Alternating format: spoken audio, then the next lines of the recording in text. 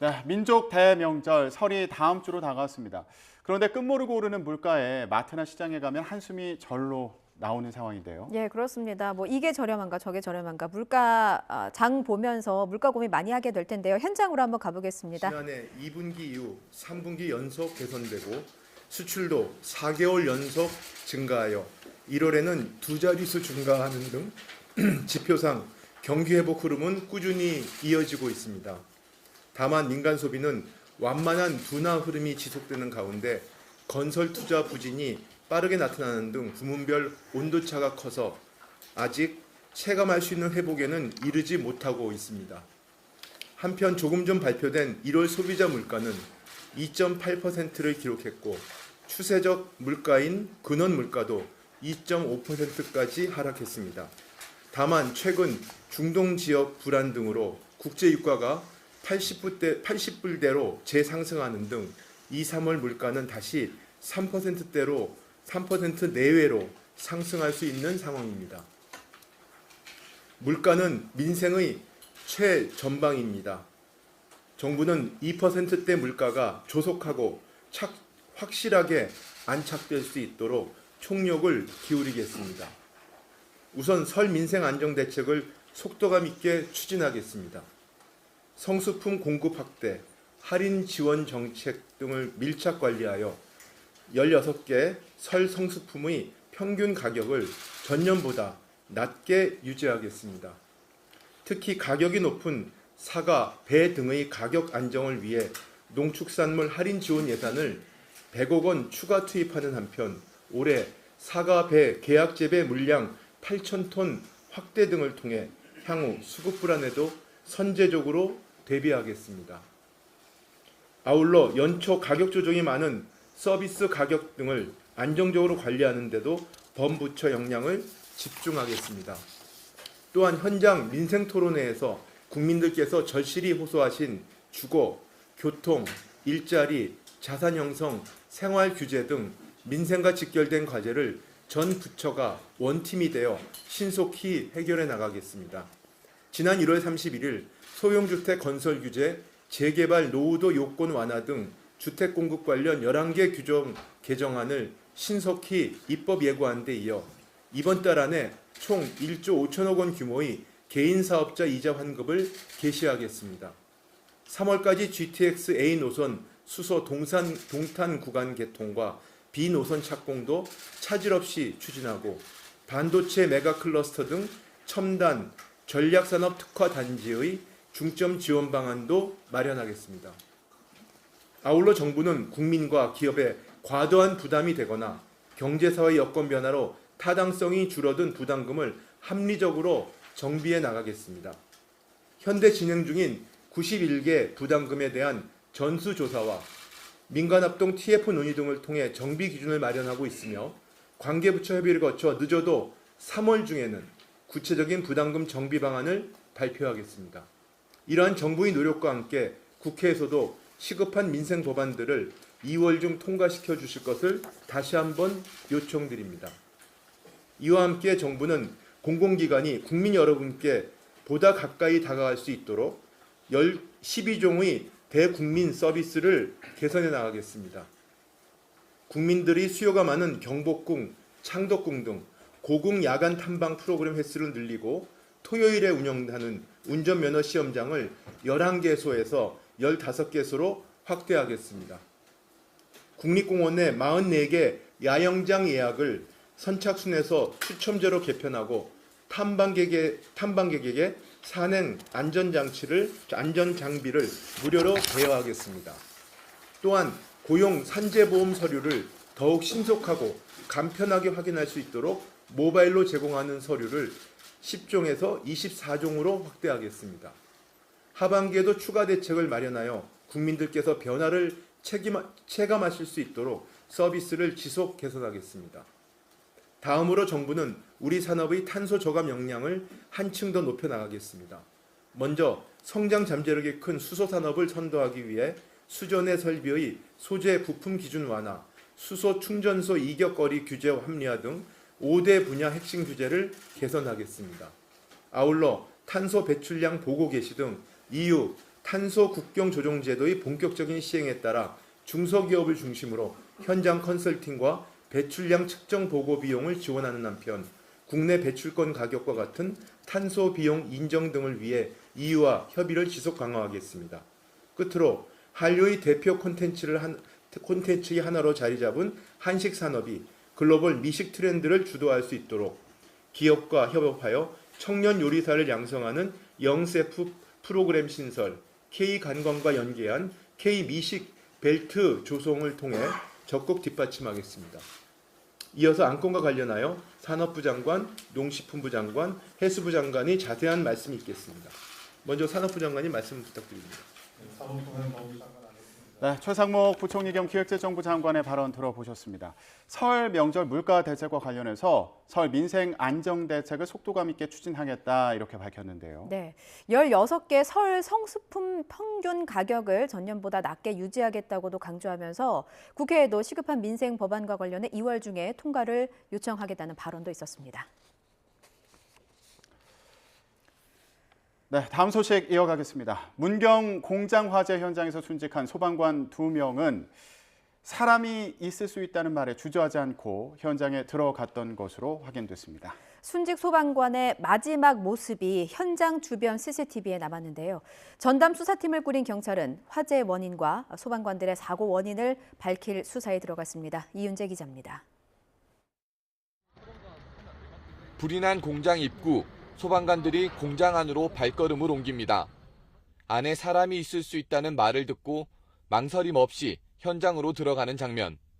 김수광 소방장, 박수훈 소방교의 마지막 모습입니다. 현장에 도착한 소방은 4명이 한조가 돼 인명수색에 나섰습니다. 내부로 들어가 수색하던 중 건물이 무너질 조짐이 보이자 바로 철수하기 시작했지만 2명은 끝내 돌아오지 못했습니다. 3층 부근에서 검색을 하던 중에 급격히 여기서 확대가 진행되었고 이에 대해서 안전한 곳으로 지상층까지 이동하는 과정에서 2명의 대원이 결국 따라오지 못하고 안타까운 소방관 목숨을 앗아간 화마는 13시간 만에 모두 꺼졌습니다. 3층 튀김기 주변에서 불이 시작된 거로 추정되지만 정확한 화재 원인은 아직 밝혀지지 않았습니다. 자세한 거는 이제 정밀한 조사를 거쳐야 될 것으로 보여지는데요. 이런 튀김기 자체의 어떤 결함이라든가 과열도 있을 수 있지만 2차적으로는 그러니까 자연 발화의 원인으로 또 화재가 날 수도 있다라고 보여집니다. 경찰은 30명 정도로 전담 수사팀을 꾸려 화재 원인 찾기에 나섰습니다. 경찰과 관계기관은 건물 안전진단을 먼저 진행한 뒤에 안전이 확보되면 합동감식을 벌여 사고 원인을 밝힐 예정입니다. YTN 이윤재입니다. 순직한 2 소방관은 사람을 구하는 일에 보람을 느낀다는 마음가짐으로 구조대 자원에서 일해왔고 실제 재난 현장에서 솔선수범한 영웅들이었습니다. 당국은 최고의 예우로 장례를 치르겠다고 밝혔습니다. 소방청은 7일까지를 애도 기간으로 정했습니다. 보도에 이성우 기자입니다. 화재 현장에서 순직한 소방관은 27살 김수광 소방장과 35살 박수훈 소방교. 김 소방장은 2019년 공개 경쟁 채용으로 임용해 소방관들 사이에서도 취득하기 어렵기로 소문이 난 인명구조사 시험에 합격한 뒤 구조대에 자원했습니다. 특전사 출신 박 소방교는 사람을 구하는 일에 큰 보람을 느낀다는 마음가짐으로 2022년 구조 분야 경력 경쟁 채용에 지원해 임용됐습니다. 순직한 2 소방관 모두 훈련에 적극적이었고 재난 현장에서 솔선수범하는 자세로 구조활동에 임했습니다. 다른 누구보다도 신장도 큰 우리 김대원 같은 경우에도 모범이 되고 시범도 아주 잘 보이는 다 훌륭한 대원입니다. 순직한 소방관들이 근무하던 문경 소방서에는 근조 현수막이 내걸린 채 적막감만 가득합니다. 함께 근무해온 소방관들은 불길에서 동료를 구하지 못했다는 비통한 심정 속에 말문을 굳게 닫았습니다. 열기하고 연기가 배연이 안 되니까 그게 안에 갇혀 있거든요. 그러면 그런 위험을 무릅쓰고 인명을 구조로 들어갈 수밖에 없는 거네요. 그게 어떻게? 숙명이죠. 빈소가 마련된 장례식장에는 가족을 황망하게 떠나보낸 현실을 믿을 수 없다는 듯 유가족들의 슬픔으로 가득 찼습니다. 경상북도는 순직한 소방관의 희생을 기리기 위해 최고의 예우를 갖춰 장례 절차를 진행한다는 방침입니다. 순직하신 분들이 고귀한 희생인데 그걸 우리 국민들께서도 늘 기억에 남도록 하는 그런 일들도 추가적으로 다 하겠다는 말씀을 드립니다. 소방청은 순직한 두 소방관을 추모하기 위해 오는 7일까지를 애도 기간으로 지정했습니다. YTN 이성호입니다. 윤석열 대통령이 KBS와 신년 대담 형식으로 다음 주에 대국민 메시지를 낼 예정입니다. 대통령실 관계자는 YTN에 윤 대통령이 이번 주말 용산 대통령실에서 KBS와 대담을 녹화한 뒤 오는 7일 저녁에 방송할 계획이라고 밝혔습니다. 윤 대통령은 신년 대담을 통해 국정 운영에 대한 소회와 노동, 교육, 연금 등 3대 개혁 추진 계획, 민생 과제 등을 언급할 것으로 보입니다. 또 국민 관심이 집중된 김건희 여사의 명품 가방 수수 의혹에 대한 국민의 이해를 구하고 제2부속실 신설과 특별감찰관 임명 등 제도적 보완책을 발표할 것으로 알려졌습니다. 지난달 27일부터 50인 미만 사업장까지 확대 적용된 중대재해처벌법 시행 유예를 둘러싼 여야 협상이 또 불발됐습니다. 여당은 법 적용을 2년 유예하되 산업안전보건청을 2년 뒤에 출범시키자는 절충안을 냈는데 민주당은 노동자 생명이 우선이라며 거부했습니다. 손효정 기자의 보도입니다. 1월 국회 마지막 본회의를 앞두고 국민의힘은 유예안 처리에 열쇠를 쥔 과반 의석 민주당에 최종 협상안을 제시했습니다. 그동안 민주당이 조건으로 내건 산업안전보건청을 기능을 줄여 2년 뒤 개청하고 법 적용도 2년 미루는 내용이 핵심이었습니다. 여당의 제안을 수용할지를 놓고 민주당은 의원총회에서 1시간 반 넘게 격론을 벌였지만 결론은 거부였습니다. 산업안전보건청 설치와 법 적용 유예는 별개라며 중대재해처벌법을 그대로 확대 시행하기로 한 겁니다. 더불어민주당은 산업 현장에서 노동자의 생명과 안전이 더 우선한다는 기본 가치에 충실하기로 했습니다. 그래서 정부 여당의 제안을 거부하기로 했습니다. 의총전 노동자 사망사고 유족들이 중대재해법 유예에 거세게 반대하고 막아주세요! 막아주세요! 민주당이 살려면 막아야 합니다! 민주당이 중립입니다! 노조와 시민사회 단체들도 법 시행을 강하게 요구하는 상황에서 총선에 미칠 영향도 고려한 것으로 보입니다. 국민의힘은 즉각 규탄 대회를 열고 강하게 반발했습니다. 노동계의 눈치를 보느라 정작 중소자영업자의 목소리에는 귀 기울이지 않았다며 민주당을 맹비난했습니다. 이 800만 근로자와 83만 중소기업 또 영세 자영업자들의 눈물을 외면한 민주당의 비정함과 몰인정함에 대해서 대통령실도 대단히 유감스럽다는 입장을 내놨습니다. 중소기업과 영세 소상공인의 절박한 사정을 고려해 유예를 촉구했는데 민주당이 끝내 외면했다면서 끝까지 국회 논의를 지켜보겠다고 했습니다. 50인 미만 사업장에 대한 법 적용이 계속되는 가운데 당분간 여야는 협상 결렬의 책임을 서로에게 돌릴 것으로 보입니다. 2월 임시국회에서 극적 타결 가능성이 없진 않지만 양측의 이견이 워낙 커서 전망이 밝진 않습니다. YTN 손효정입니다.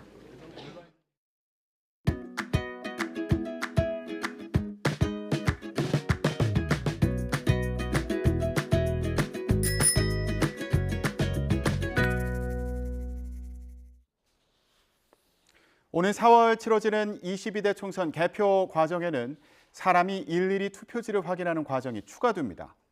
선거 때마다 반복된 부정선거 논란을 차단하기 위해서인데요. 사전투표함 보관 장소를 실시간으로 비추는 CCTV 화면도 공개됩니다. 임성재 기자가 전해드립니다. 총선을 2달여 앞두고 중앙선관위가 마련한 개표 시연 현장. 가상의 유권자가 투표한 용지가 분류기를 거쳐 후보자별로 일사불란하게 나뉩니다. 작업이 끝나자 이번엔 개표원들이 용지를 한 장 한 장 넘기며 오류 여부를 살핍니다. 아무런 이상이 없다는 게 확인되고 나서야 득표수가 집계됩니다. 부정선거 논란을 차단하기 위해 선관위가 이번 총선에 도입한 수검표 절차입니다. 기존엔 전자개표기, 즉 분류기를 통해 후보자의 표를 나눈 뒤 곧바로 심사개수기에서 몇 표가 나왔는지 계산했습니다. 그런데 이번 선거부턴 두 과정 사이에 개표원이 직접 투표용지를 확인하는 단계가 추가된 겁니다. 투명성을 높이기 위한 절차지만 당락의 윤곽은 예전보다 다소 늦게 나올 것으로 보입니다. 선관위는 투표장별로 2-3시간 정도 시간이 더 걸릴 것으로 예상했습니다. 수검표 추가에 따른 개표 시간은 선거인 규모 등 개표소 환경에 따라 다소 차이가 있을 수 있지만 대략 2-3시간 정도 늦춰질 것으로 예상합니다. 제3지대 정당의 합종 연횡 결과와 위성정당 여부 등도 변수가 될 수 있습니다. 비례대표의 경우 정당이 난립해 투표지가 너무 길어지면 분류기를 쓰지 못하고 수검표에만 의지해야 합니다. 올해 신형 투표지 분류기로는 34개 정당까지만 분류할 수 있기 때문에 34개를 초과하는 그 비례대표 정당이 나오는 경우에는 투표지 분류를 사용하지 못하고 전량 수개표를 하게 됩니다. 사전투표 용지에 있던 QR코드도 막대 모양 바코드로 바뀝니다. 일련 번호 바코드를 막대 모양 기호로 명시한 선거법 규정에 따른 겁니다. 선관위는 사전투표함과 우편투표함의 보관 장소도 CCTV를 통해 24시간 공개하기로 했습니다. YTN 임성재입니다. 4월 총선을 앞두고 인구수 등을 고려해서 선관위가 제시한 선거구 획정 권고안을 여야가 그대로 수용할 수 없다고 통보했습니다. 쟁점 법안을 두고는 연일 신경전을 벌이지만 비례대표 선거제 등 유독 이해관계가 얽힌 사안에서는 여야가 한마음이라는 지적이 나오고 있습니다. 나행 기자가 전해드립니다. 두 달여 앞으로 다가온 총선 선거구가 아직 안개 속인 가운데 거대 양당은 일단 서로 이견이 없는 일부 지역구를 잠정 합의했습니다. 정치 1번지 서울 종로가 대표적입니다. 선관위는 인구 감소폭을 고려해 서울 성동구와 합쳐진 중구를 떼어 종로구에 붙이는 안을 제안했지만 현행대로 유지하기로 한 겁니다. 짬짬이라기보다는 예전에도 그래왔고 과도한 범위라고는 생각하지 않습니다. 선거구를 논의하는 여야 정치개혁특위 위원들은 예비후보 등록이 진행 중인 상황에서 유권자 혼란을 줄이려는 차원이라고 설명했습니다. 하지만 결국 의원들의 이해관계를 고려했다는 분석이 많습니다. 서울 종로의 현역 의원은 여당 소속이고 중구는 민주당 의원 지역구다 보니 서로 현상 변경을 원하지 않았을 거란 겁니다. 거대 양당이 양분하고 있는 강원도 춘천 선거구 역시 마찬가지인데 유불리가 첨예한 경기와 호남, 부산 일부 지역은 여전히 평행선입니다. 후보 등록일이 딱 50일 남은 오늘까지도 선거구 획정은 물론이고 선거 제도조차 결정되지 않았습니다. 논의는 더 불공정해지고만 있습니다. 특히 비례대표 선거제 협상은 아직 시작도 못했습니다. 열쇠를 쥔 민주당은 현행 준연동형 선출 방식을 유지할지 과거 병립형으로 돌아갈지 당원들의 뜻을 묻기 위한 실무 절차에 착수했습니다. 지도부 차원에서 결론을 못 내자 당원 투표로 중지를 모으자는 주장에 따른 건데 책임을 회피하는 거란 비판도 만만치 않습니다. 그래서 지도부가 입장이 있다고 하면은 의원총회를 거쳐 갖고서 의견을 모아 갖고 그리고 국민들과 당원들을 설득하는 게 그게 올바른 태도가 아닌가 하는 생각. 병립형 회귀를 주장하는 여당은 뜻대로 안 되면 위성정당을 창당하겠다며 민주당을 압박하고 있는데 이 역시 제3지대를 중심으로 곱지 않은 시선이 적지 않습니다. 병립형이라는 것은 그 거대 양당의 기득권을 위한 선거제라는 것을 대부분 동의하고 있습니다. 한 자리도 양보할 수 없다라는 욕심 내려놔야 될 것 같은데.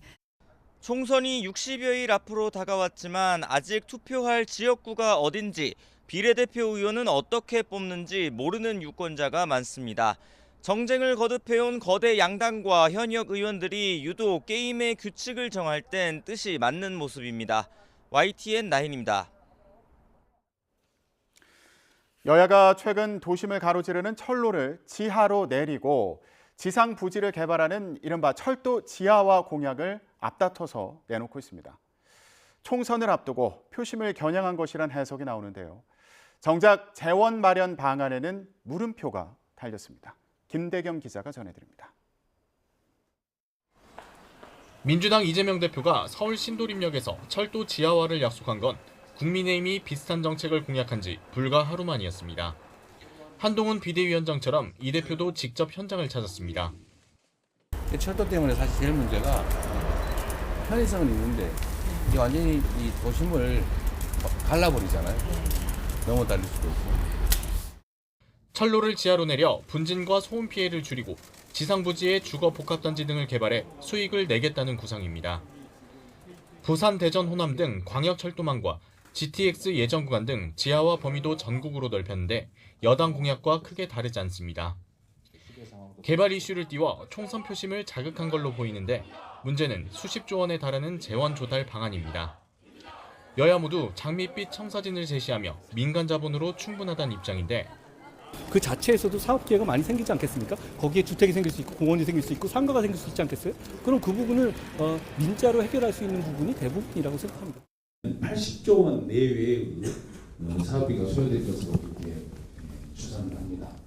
별도 예산 투자는 저희들이 고려치 않고 있습니다. 다시 말씀드리면 민자 유치에 의해서 건설업계 위기설까지 불거진 현재 부동산 시장을 고려하면 민간 투자를 제대로 유치할 수 있을지 의심의 눈길이 적지 않습니다. 상판 부지가 비싸게 매각되고 그 주변 지역의 집가 상승이 후끈해져야 굴러가는 민자 유치가 가능하기 때문에 굉장히 제한적 범위에 될 수밖에 없고 이런 상황에서 국민의힘은 흐지부지 돼가던 수도권 인접 도시들의 서울 편입, 이른바 메가시티론 논의에도 다시 불을 지폈습니다. 제가 이 세 가지 법안을 보여드리겠습니다. 이 세 가지 법안은 김포 그리고 구리, 하남시의 법안을 저희가 이미 법안을 냈습니다. 민주당은 사탕 발림 거짓말이라고 맹비난했지만 수도권 여론 추이를 신경 쓸 수밖에 없습니다. 여야 모두 정치적 명운이 걸린 4월 총선에서 승리하기 위해 각종 개발 공약을 경쟁적으로 쏟아내고 있습니다.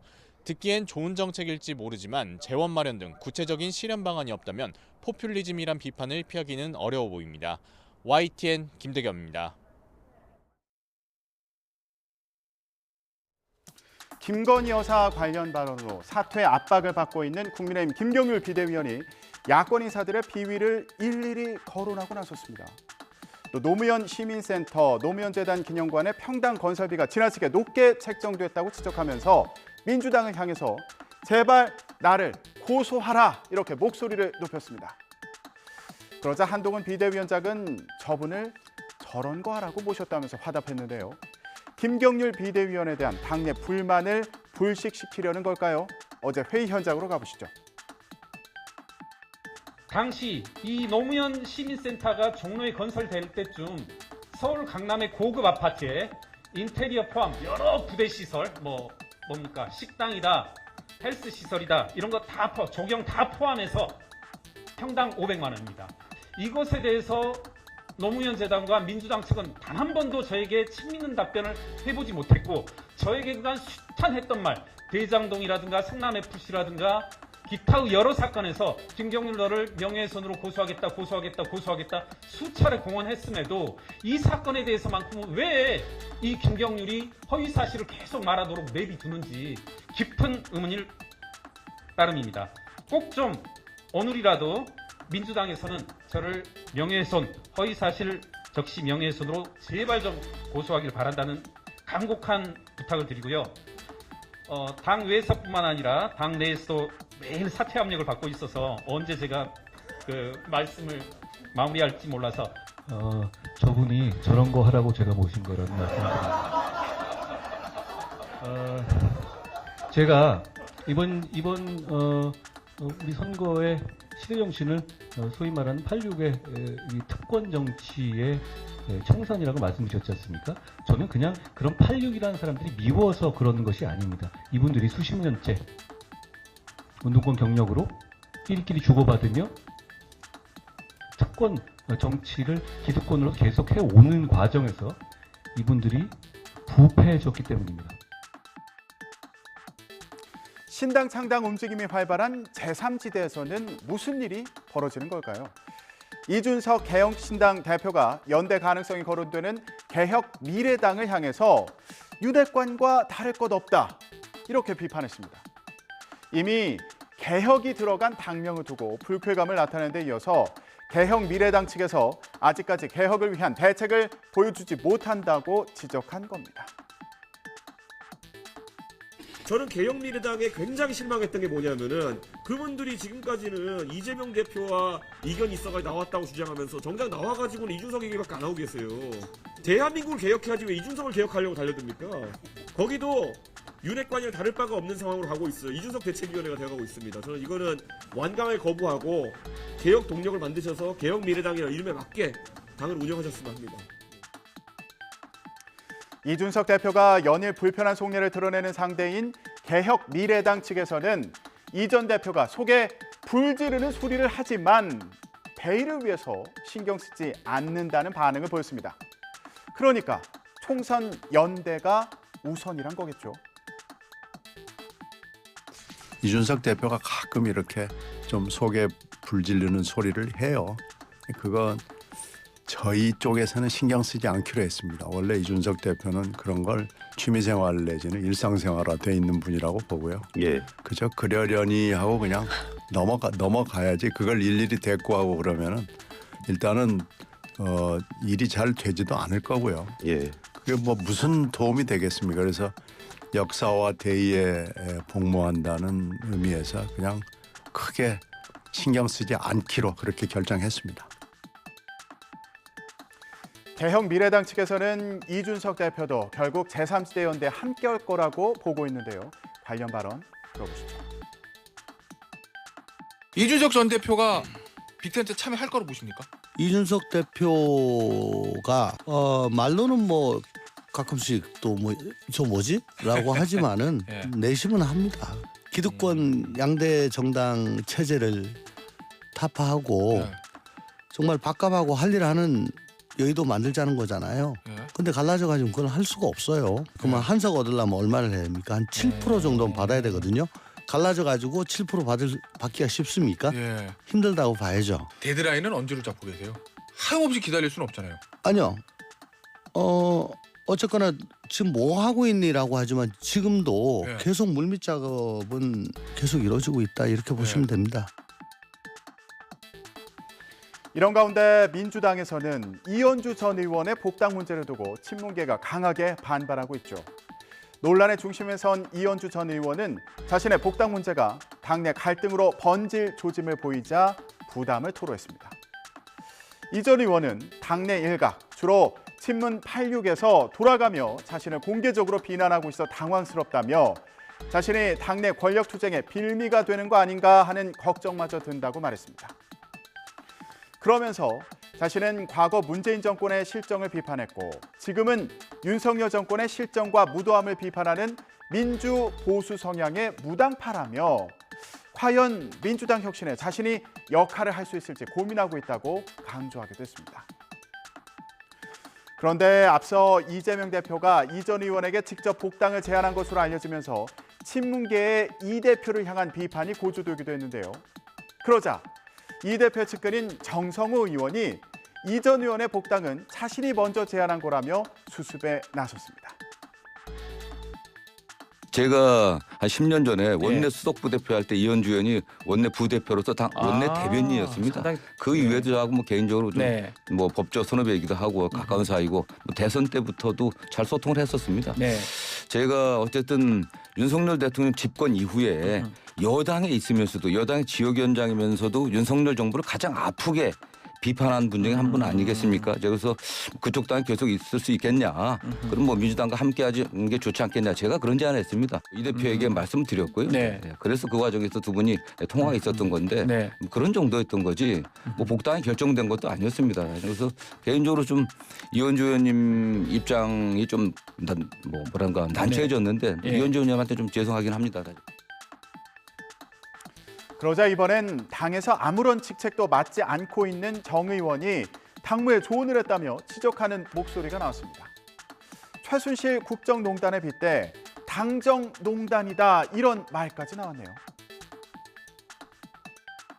정성호 의원 소개로 했다라고 하는 거 아니겠습니까? 예. 당의 시스템이 망가지고 말았구나라고 하는 것을 또 한 번 보여주는 과정 아닌가 싶습니다. 그런데 정성호 의원은 당무와 관련해서 아무런 결정권이 없는, 그리고 조언할 수 있는 자리에 있지 않거든요. 아무런 관련이 없는 분이 권유하면은 또 그거를 받아들이는 당대표. 최순실 국정농단과 같은 당정농단을 하는 건지.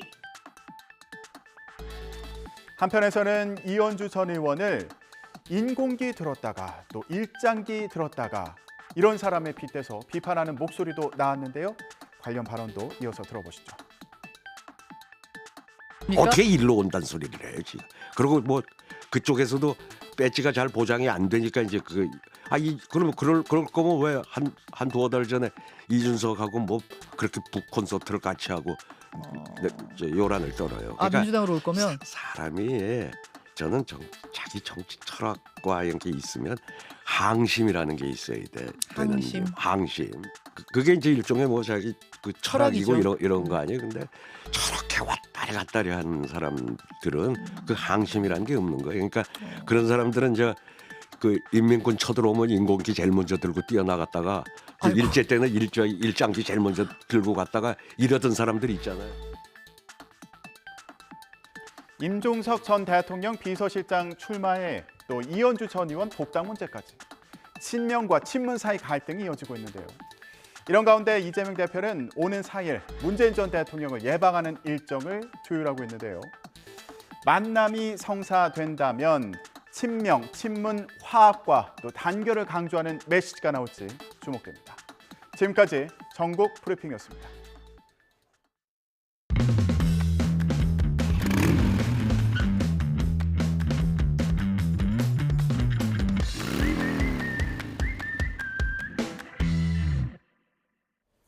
YTN 뉴스라이더 함께하고 계십니다. 웹툰 작가 주호민 씨가 침묵을 깨고 얼굴을 드러냈습니다. 어제 자신의 아들을 학대한 혐의를 받는 특수교사에 대한 1심 판결이 있었거든요. 재판의 핵심은 수업 중에 몰래 녹음한 내용이 증거로 인정되느냐, 바로 이 부분이었습니다. 재판부는 주호민 씨의 손을 들어줬습니다. 장애 아동을 둔 부모가 학대 의혹을 확인하기 위해서는 녹음 말고는 다른 방법이 없다고 판단했고 교사에 대해서 유죄를 선고했습니다. 벌금 200만 원의 선고유예 판결입니다. 주호민 씨는 장애인 보호가 필요하다는 입장을, 또 특수교사 측은 몰래 녹음한 걸 증거로 인정하는 건 교사와 학생 사이의 신뢰를 깨는 일이라며 항소하겠다는 뜻을 밝혔습니다. 안동준 기자입니다. 선고유예는 비교적 가벼운 범죄에 대해 일정 기간 형의 선고를 미루고 유예일로부터 2년이 지나면 사실상 없던 일로 해주는 판결입니다. 재판부는 버릇이 매우 고약하다, 싫어 죽겠다고 A씨가 발언할 당시 피해 아동을 직접 가리켜 정신건강과 발달을 해칠 위험이 있다며 유죄로 판단했습니다. 다만 진짜 밉상이라거나 머릿속에 뭐가 든 거냐는 등 일부 발언은 부적절하긴 해도 혼잣말로 볼 수 있어 학대 고의는 없었다고 봤습니다. 쟁점이었던 몰래 녹음 파일은 법원이 증거로 받아들였습니다. 앞서 다른 아동학대 혐의 사건에서 대법원은 몰래 녹음된 파일을 증거로 볼 수 없다고 봤지만 1심 재판부는 장애 아동을 둔 부모가 학대 의혹을 확인하기 위한 정당한 행동이었고 CCTV가 의무인 어린이집과 다르게 소수 장애 학생만 있는 환경인 점을 고려했다고 설명했습니다. 사실 이런 장애를 가진 아이들은 자신의 의사를 똑바로 전달할 수 없기 때문에 녹음 장치 외에는 정말로 어떻게 이런 일들을 잡아낼 수 있을지가 의문입니다. A씨 측은 유무죄가 나뉜 교사 발언에 어떤 차이점이 있는지 납득하기 힘들다며 항소를 결정했습니다. 교사가 학생을 교육할 때는 신뢰를 바탕으로 교육을 해야 되는데 이 몰래 녹음은 그런 신뢰관계를 깨뜨리는 거라고 생각합니다. 이번 판결로 현장에 누가 되지 않길 바란다는 심경을 밝혔던 주호민 씨. 어젯밤 자신의 SNS를 통해서 그간의 과정과 생각을 밝혔는데요. 교사들이 녹음기에 갖는 거부감을 이해한다면서도 장애가 있는 아이들을 위한 더 좋은 방법을 함께 고민했으면 좋겠다는 뜻을 전했습니다. 누구보다 이해가 필요한 아이들, 누구보다 신뢰가 필요한 교사의 입장 모두 이해가 됩니다. 누가 이겼다 졌다 승자를 가리는 걸 떠나서요. 아이들을 위해서 또 현장의 어려움을 개선하기 위해서 모두의 관심과 노력이 필요해 보입니다.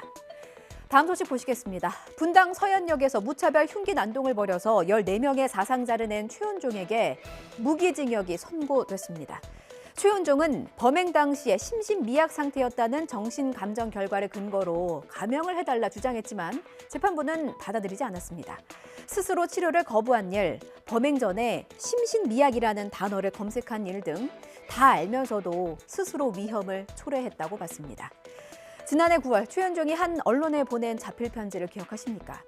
구치소 생활 한 달 겪고 나서 힘들고 괴롭다. 앞으로 몇십 년 더 해야 할 걸 생각하면 고문을 받는 기분이다. 괴로움을 토로했죠. 피해자와 유족들이 겪을 고통에 비하면 고문 축에도 못 끼겠습니다만 당시 전문가들은 이 편지를 두고 감형에 관심을 둔 행위라고 지적을 했었습니다. 재판부도 감형에는 관심이 없었습니다. 최은종이 최대한 많은 사람을 해칠 수 있는 백화점 등을 범행 장소로 정하는 등 치밀하게 계획하고 잔인하게 범행했다고 봤습니다. 우리 사회 구성원에게 공공장소에서 테러 대상이 될 수 있다는 공포심을 불러일으키고 인터넷에 테러 예고글이 잇따라 올라오는 등 사회 전반에 부정적인 영향을 미친 점도 양형에 반영됐습니다. 차에 치이고 흉기에 찔린 피해자만 14명. 그중 그림 그리기를 좋아했던 20살 어여쁜 김혜빈 양과 남편과 다정하게 길을 걷던 이희남 씨는 가족들의 간절한 기도를 뒤로하고 허망하게 세상을 떠나야만 했죠. 앞서 검찰은 사형을 구형했습니다. 하지만 재판부는 사회에서 완전히 격리하는 무기징역형이 여전히 존재하는 만큼 사형이 유일한 선택지는 아니라면서 무기징역을 선고했습니다.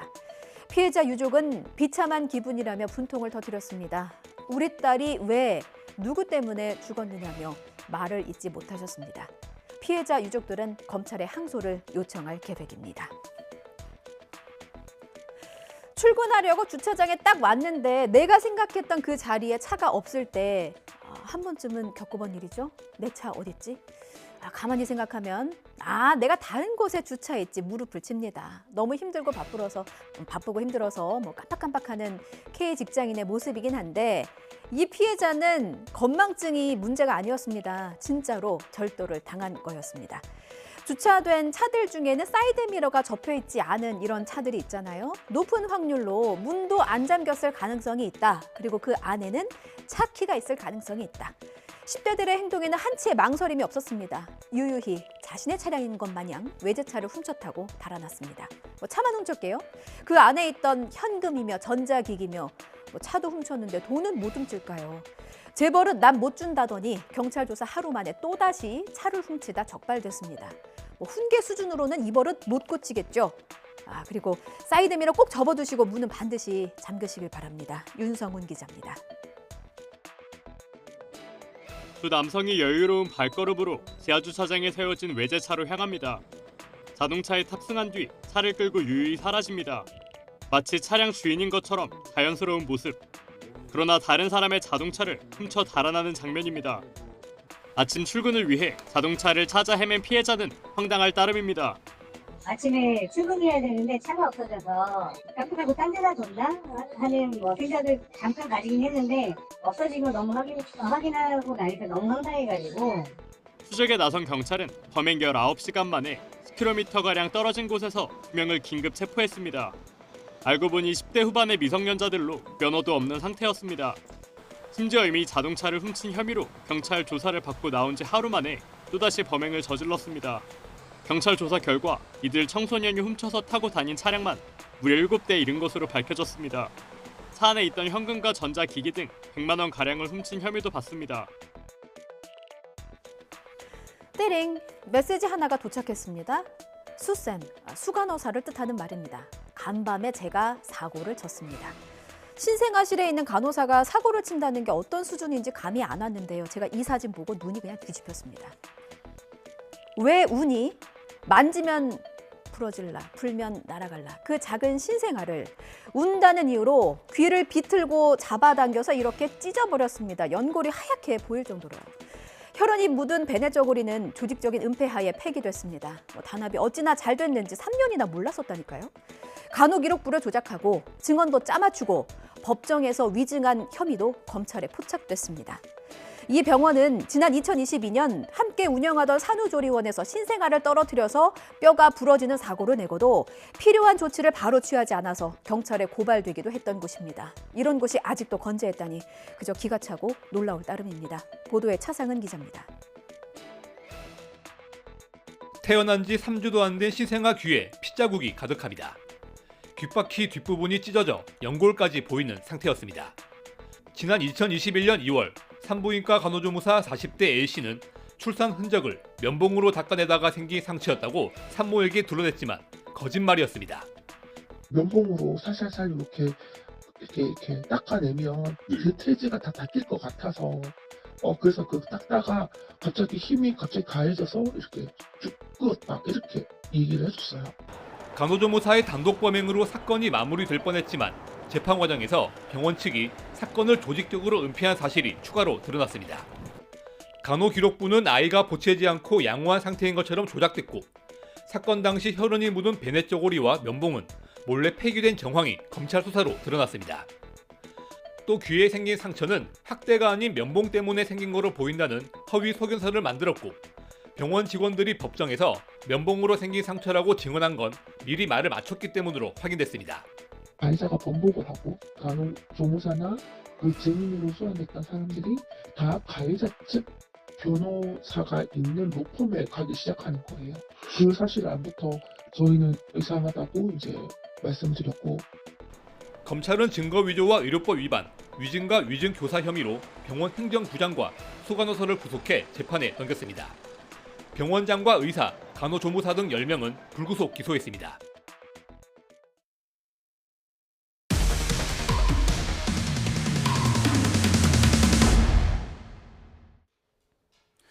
가전제품 전문 유통업체 롯데하이마트가 협력업체에서 파견 나온 사원을 마치 자신들 소속 직원처럼 일을 시키고 있는 것으로 저희 취재 결과 드러났습니다.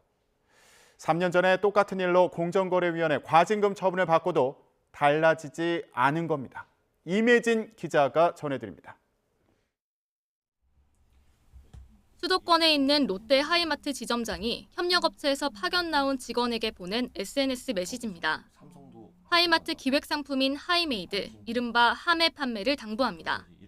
하이마트 소속이 아닌 직원에게 냉장고와 세탁기 등 하이마트 기획상품 판매에 집중하라고 요구한 겁니다. 조회 시간 때 실적을 이제 오픈을 하면서 너는 왜 실적이 이거밖에 안 나오냐 이런 식으로 좀 질타를 받는 경우가 많이 있었죠. 하이마트 PB 상품은 말 그대로 하이마트 상품이기 때문에 판매를 해도 저희한테는 수당이 아예 일절 들어오는 구조는 아니에요. 오로지 하이마트 영업 이익을 위한 상품이고요.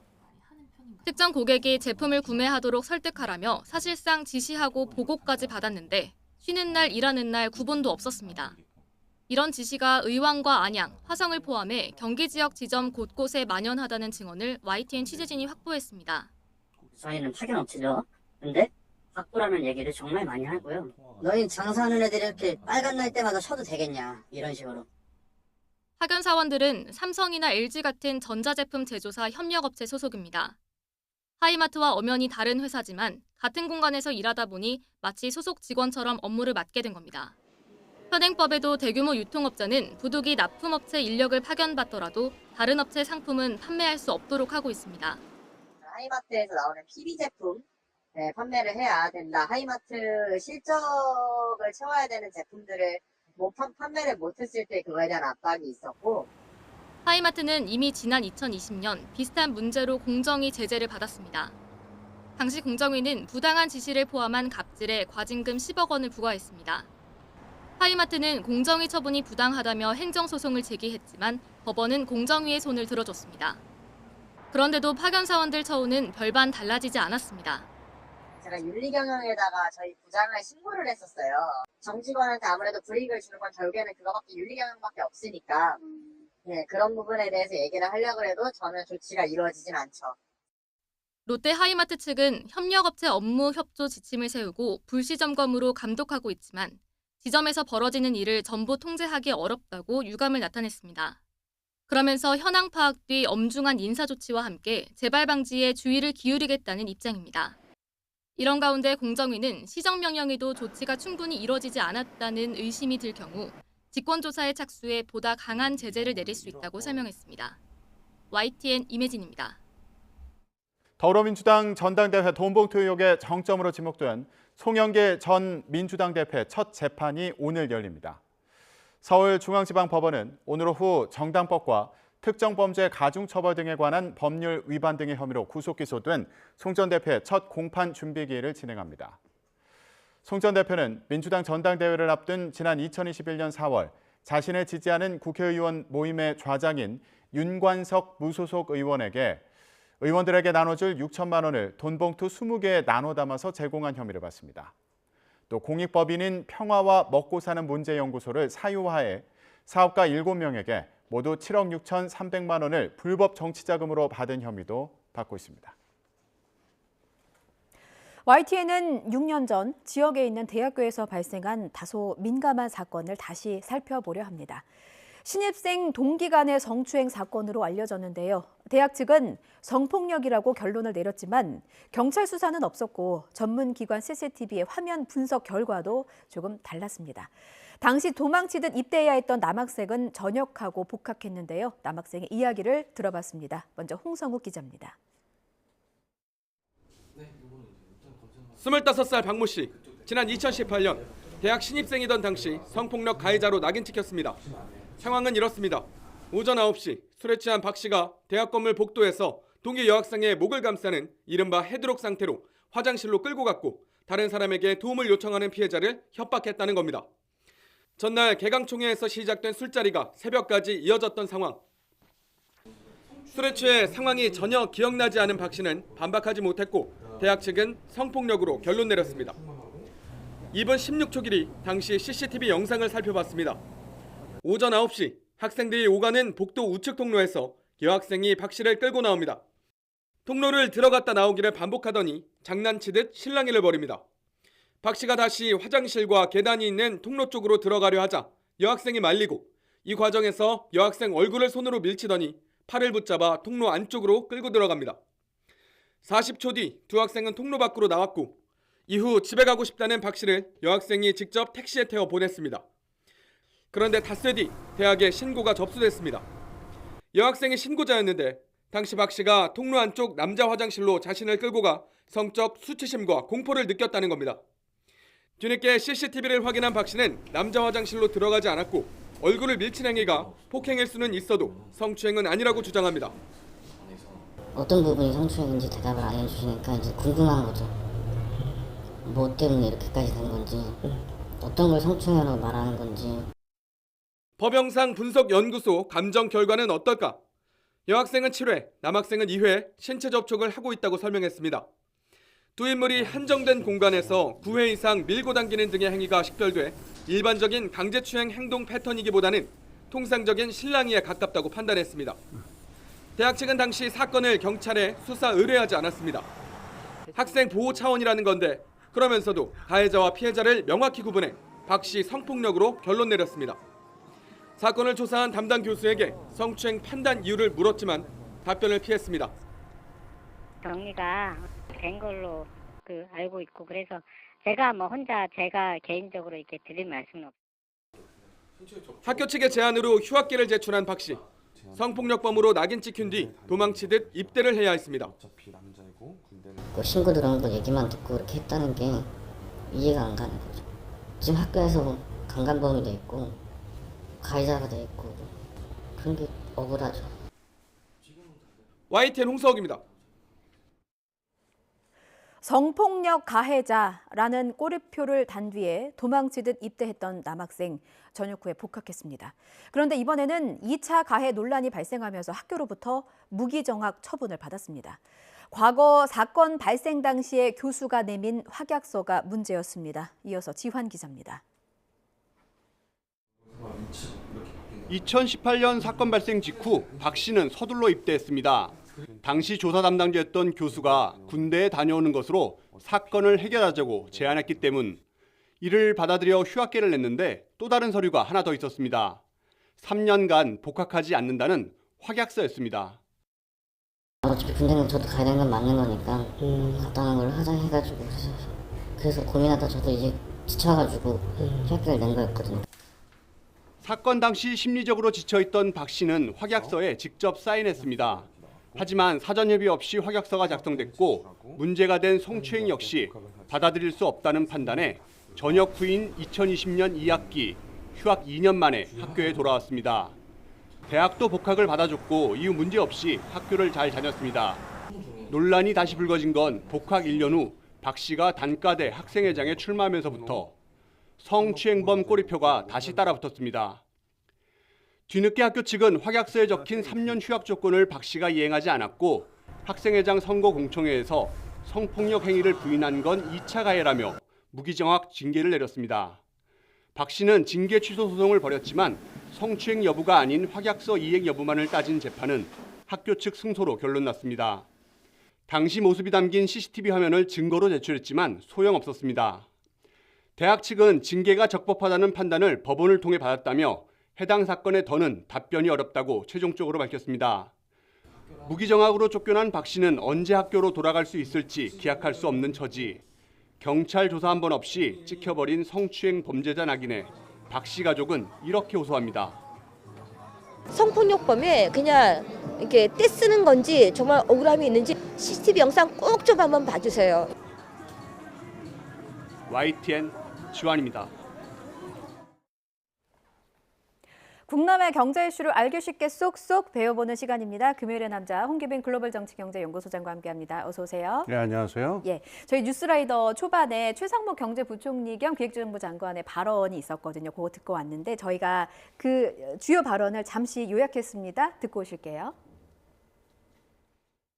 최근 우리 경제는 제조업 생산이 지난해 2분기 이후 3분기 연속 개선되고 수출도 4개월 연속 증가하여 1월에는 2자릿수 증가하는 등 지표상 경기 회복 흐름은 꾸준히 이어지고 있습니다. 다만 민간 소비는 완만한 둔화 흐름이 지속되는 가운데 건설 투자 부진이 빠르게 나타나는 등 부문별 온도차가 커서 아직 체감할 수 있는 회복에는 이르지 못하고 있습니다. 최근 중동 지역 불안 등으로 국제 유가가 80불대로 재상승하는 등 2, 3월 물가는 다시 3% 내외로 상승할 수 있는 상황입니다. 물가는 민생의 최전방입니다. 정부는 2%대 물가가 조속하고 확실하게 안착될 수 있도록 총력을 기울이겠습니다.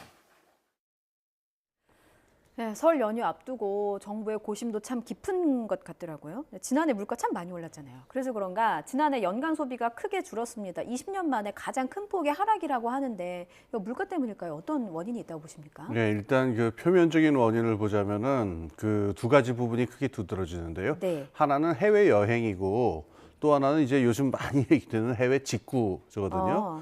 해외 여행이 폭발적으로 늘어나는 거는 이제 이해할 수 있죠. 이제 팬데믹 그 여파가 이제 거의 완전히 사라졌고, 네. 그러니까 옛날에 그 해외 여행 수요가 다시 살아난 겁니다. 그러니까 이게 국내에서 소비가 되질 않고 외국에서 쓰이는 돈이니까 그게 우선 나타났고요. 예.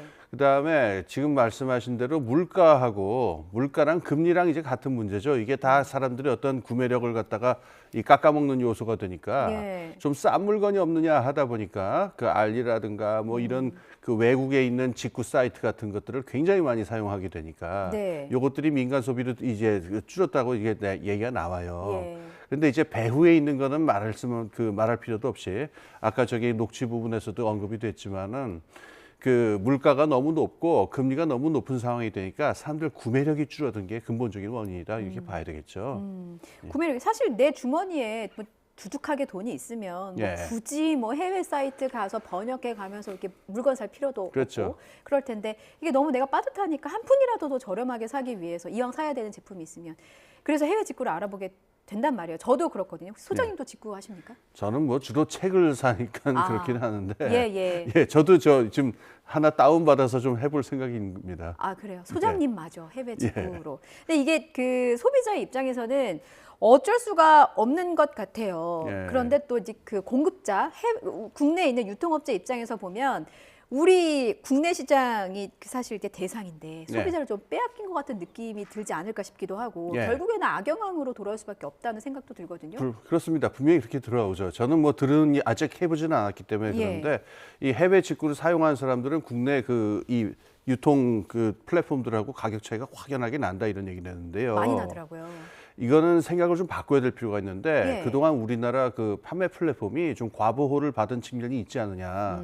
왜냐면은 전 세계적으로 보면 이제 아마존이라든가 뭐 다른 어떤 글로벌한 이 판매 플랫폼들의 영향을 거의 다 받게 되는데 예. 우리나라는 상대적으로 이게 보호되는 지역이었거든요. 이제 좀 뒤늦게라도 말하자면 그 충격을 지금 겪는 거니까 이건 감내해야 될 부분이 아닌가 싶습니다. 그렇군요. 그렇다고 해서 뭐 해외 직구가 최고다 이건 또 아닙니다. 직구 예. 나름대로 장단점이 정말 뚜렷해서 소비자들의 현명한 판단이 필요한 때인 것 같고요. 말씀하신 것처럼 이제 국내 업체도 뭔가 대응해야 할 그런 패러다임의 변화가 있는 게 아닌가 싶어요. 해외여행 얘기도 해보겠습니다. 말씀하신 것처럼 이제 엔데믹 상황을 맞이해서 최근에는 뭐 제 주위를 봐도 국내보다는 같은 값이면 예. 해외에서 더 재밌게 즐길 수 있다라는 예. 얘기들도 좀 많이 하시더라고요. 그래서 설 연휴도 앞두고 있어서 좀 해외여행 계획하시는 분들이 있던데 예. 국내 물가가 너무 비싸서 그렇다고 봐야 되는 걸까요? 그러니까는 여기서 조금 어려운 말씀 드릴게요. 네. 이 가격의 공간적 불평등성 뭐 이렇게 어려운 말로 얘기하는데 다시 가격의 공간적 불균질성이라고 보통 얘기하는데 불균질성, 예. 이거 다른 뭐 일물일가의 법칙이라도 얘기하는데 아주 예. 쉽게 말씀을 드릴게요. 그러니까 지금 서울에 있는 물가라든가 우리나라의 경우에 네. 서울에 있는 물가랑 그다음에 지방에 있는 어느 도시를 가든 물가가 거의 비슷합니다. 밥값도 비슷하고 뭐 거의 다 똑같아요. 예. 근데 이게 옛날에는 안 그랬거든요. 한 5년 전, 10년 전만 하더라도 그 지방으로 가게 되면 물가가 좀 싸지는 측면들이 있었고. 그렇죠. 그래가지고 이제 국외 여행, 세계 해외 여행이 좀 부담스러운 분들은 이제 국내 여행을 가기도 하고 그랬는데 예. 요즘은 보면은 국내에는 어딜 가다 물가가 다 똑같으니까. 예. 그리고 우리나라의 물가라든가 구매력 수준이라는 게 전세적으로 보면은 높은 편이거든요. 물가가 비싼 편입니다. 네. 그러니까 이게 도대체 국내 여행을 다니는 의미가 뭐냐라고 하는 문제가 있어요. 그런데 여기서 차이가 있는데 국내에서는 이 물류라든가 통신이라든가 이게 워낙 발달을 하다 보니까는 경제학 교과서에서 말하는 이른바 일물일가의 법칙이 거의 그대로 적용이 되거든요. 어디를 가든 다 물가가 균질합니다. 예. 그런데 이게 비행기를 타고 일본을 가거나 동남아를 가게 되면은 뚝뚝뚝뚝 떨어지고 그러니까요. 차이가 나니까 당연히 어떻게 되냐면은 국내 여행보다는 같은 값이면은 국제 여행을 가겠다 이렇게 되는 거죠. 그러니까 우리나라의 어떻게 보면은 일물일가의 법칙이 그대로 적용이 돼서 물가가 고르게 올라간 게 가장 중요한 원인이겠죠. 그게 좋지 않은 영향을 미친 거군요. 국내 경제에는. 네. 근데 결국에는 국내에서 소비를 회복하는 것이 관건일 텐데 네. 사실 뭐 제 생활을 봐도 주위를 봐도 그렇게 뾰족한 수준도 보이지 않는다. 이게 이제 정책 입안자들의 고민일 것 같기도 해요. 뭐 어떻게 풀어가는 게 좋겠습니까? 지금 일단은 물가 문제가 제일 큰데요. 예. 물가가 지금 우리나라 오르는 양상을 보면은 분명히 정책이 개입할 여지들이 있습니다. 뭐냐면은 우리나라 물가가 지금 물가 수준이 지금 잡히고는 있는데 근원 물가 지수 부분은 빨리 잡히고 있는데 예. 다른 부분들에서 커요. 이건 무슨 얘기냐면은 어떤 원자재라든가 비용 상승 때문에 어쩔 수 없는 물가 상승보다는 예. 이 기회를 틈타 가지고 시장 구조에서의 어떤 독점력이라든가 가격 지배력을 이용해 가지고 이번 기회에 한번 이윤폭을 늘려보자라고 하는 이런 식의 물가 상승이 더 많이 나타난다는 부분인데 이게 어떤 아주 중요한 생필품이라든가 근원적인 물품이나 서비스 부분에서 이게 나타나면은 국민 경제에 끼치는 영향이 크거든요. 그러니까는 여기서 이런 말하자면은 부당하게 큰 이윤을 취하려고 하는 동기에서 나오는 물가 상승들 부분에 대해서는 예. 정책적으로 규제를 할 만한 부분이 충분히 있습니다. 예, 그거는 이제 정책적으로 규제해야죠. 소비자는 모르잖아요. 그렇죠. 예, 그냥 눈 감으면 코 베이는 그런 세상이 더군다나 되어버리기 지금 저 때문에 설이 다가오지 않습니까? 그렇죠. 지금 아주 절실한 때라고 할 수 있죠. 그 대책이 지금 가장 시급하군요. 예. 하나 더 여쭙고 싶었던 게 이제 설 다가와서 저희가 과일 가격을 알아봤거든요. 예. 저희가 며칠 전에 감귤 가격에 대해서 뉴스를 전해드린 적이 있어요. 이거 구조적인 문제인데 예. 감귤의 가격이 27년 만에 최고가를 기록했다. 이게 굉장히 예. 급등했더라고요. 그래서 들여다보니까 댓글에 유통구조를 문제 삼는 분들이 굉장히 많았어요. 네, 그렇죠. 그러니까 생산자 물가는 그대로인데 오히려 뭐 폭락한 경우도 있고 한데 예.